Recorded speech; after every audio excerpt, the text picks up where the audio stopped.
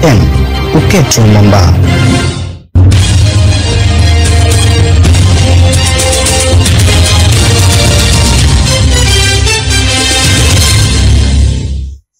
Ni saa 6 kamili majira ya Afrika Mashariki. Mpenzi msikilizaji popote ulipo, natumai hubuheri wa afya. Hujambo na karibu. Mimi ni Martha Okoth.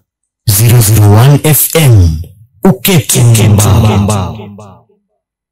Waziri wa madini Ali Hassan Joho amesema kuwa tofauti za kisiasa haziwezi kuchukuliwa kama uadui wa kibinafsi.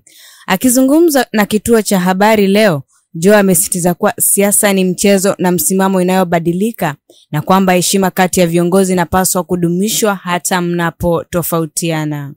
Angalia ile siasa ya kubomoa tu nje na pia kelele. Naposema nimepata nafasi ya kuweza kubadilisha aina ya mimi nashughulikia ile nafasi, ile kazi nimepewa Rais William Ruto kuifanya kikamilifu ni maisha ya badili. So that's the choice. Ila ukae nje tu wewe kwa sababu siasa is never personal. Siasa is never personal. You know, kama mimi nakuchukia wewe, it's about policies. Ila Wakenya hawaelewi hili. It's about policies. Si kibinafsi. Mimi siwezi kumchukia mtu kibinafsi. Naweza kuchukia mienendo na policies. Na naweza kuzikriticize. If I am given the chance to do what I think is right, then I do it.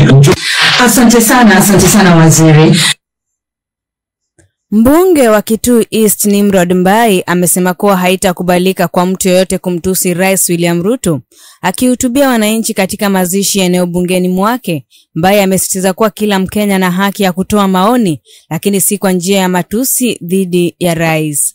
Amesema kuwa ni sawa kwa viongozi kuomba kura au kukosoa serikali, ila ni lazima kufanya hivyo kwa njia ya heshima. Hatutaruhusu mtu atusi Rais William Ruto atoa kipindi. Ila anamwaja. Hatutaruhusu mtu anaweza ongea bila kutusiana. Wale wanaomba kura wangangane na William Ruto waombe kura. Lakini ukitusi Ruto ujue si kipindi. Wanatoka hapo na zingine wanaleta mambo ya huku matusi. Sisi hatutakubaliana na nyinyi. Tunasema hivi, wale watu wanataka kutusi Ruto wakiwa kipindi. We can allow you to have the freedom of speech. We are not going to ensure you of your freedom of speech. Aliyekuwa mkurugenzi mkuu wa Baraza la Kitaifa la Watu wenye Ulemavu Harun Hassan ametoa wito kwa serikali kuboresha upatikanaji wa ajira kwa watu wenye ulemavu nchini. Katika mahojiano kwenye runinga moja nchini, Hassan amesema kuwa watu wenye ulemavu wanakumbwa na changamoto nyingi wakati wa kuomba kazi, hasa kutokana na mifumo isiyojumuisha mahitaji yao. Ameshauri serikali kutenga sehemu maalum kwa watu wenye ulemavu kwenye jukwaa la eCitizen ili kurahisisha mchakato wa maombi ya kazi. More than 6,000 job seekers with disabilities are registered. We'll see how that portal, can be integrated with the system of the commission to speak to each other so that we can share data and information, going forward. The registration process, the National Council has been made simplified, in my opinion, embracing technology. Remember, one of the key things about this administration is digital superhighway. As Senator Asike did say, technology complements our disability in one way or another. Before, the process of registration was cumbersome and very difficult. Director of Medical Service here at Afia House has to sign your medical report. Mbunge wa Embakasi Kaskazini County ya Nairobi James Gakuya ameonyesha kutoridhika na wimbi la mauaji ya kiolela yanayoendelea nchini. Akizungumza baada ya vifo vya mapadri John Maina na Alois Cheruiyot vilivyotokea kwa njia ya kutatanisha, Gakuya amesema kuwa serikali imekosa kutimiza wajibu wake wa kikatiba na kulinda maisha na mali ya wananchi. The governments are elected by the people, delegated power to as custodians of the power, so that they can protect the people, the citizens, and their properties. And the scenario we are in as a country is totally a backward scenario that we don't want to get ourselves back to where we are.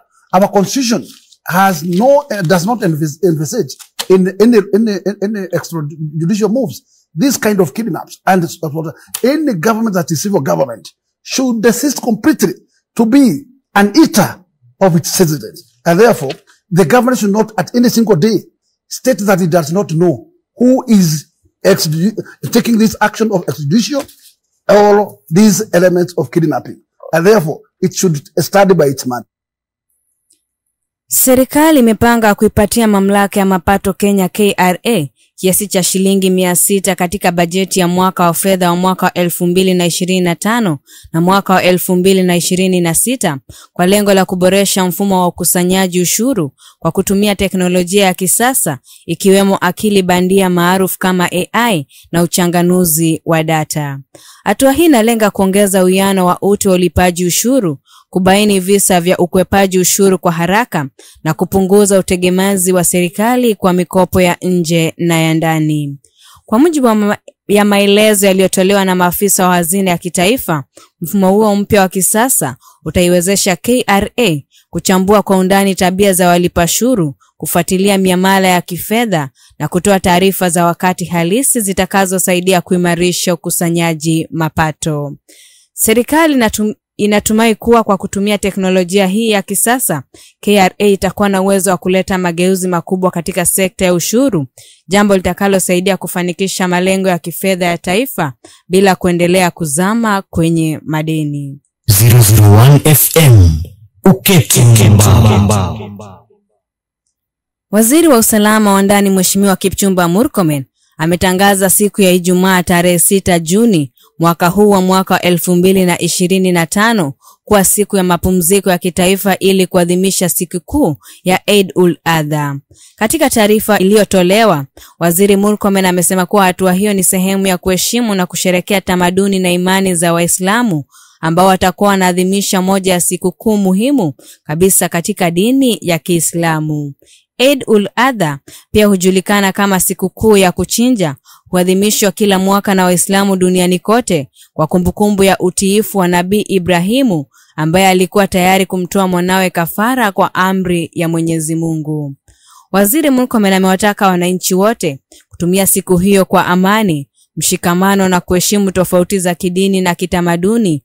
Aidha, ametoa wito kwa raia wote kuwa watulivu na kushirikiana katika kuhakikisha usalama na utulivu unaendelea kudumishwa wakati wa sherehe hizo.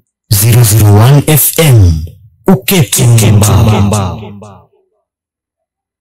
Huu ndio mwisho wa muktasari wa habari zetu ndani ya 001 FM. Shukran kwako msikilizaji wetu wa 001 FM kwa kuwa nami nikikuletea habari tangu ilipotimia saa 1 hadi sasa.